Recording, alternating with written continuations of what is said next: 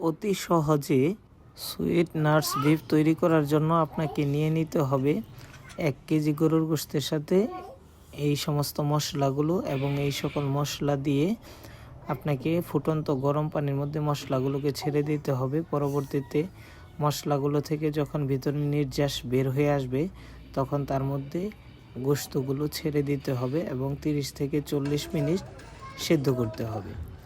এবং সিদ্ধ হয়ে গেলে সেই গোশতগুলোকে পানি থেকে আলাদা করে নিতে হবে।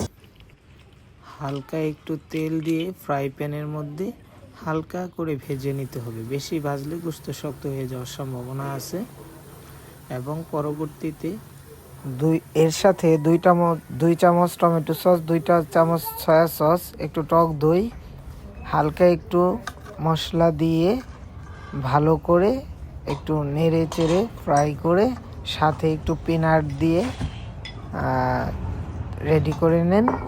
খুবই সুস্বাদু একটি রেসিপি। আশা করি রেসিপিটি করার পর খাওয়ার পর খুবই ভালো লাগবে।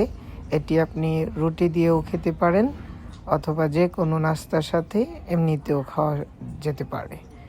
সকলকে অনেক ধন্যবাদ ভিডিওটি দেখার জন্য। আশা করি ট্রাই করবেন।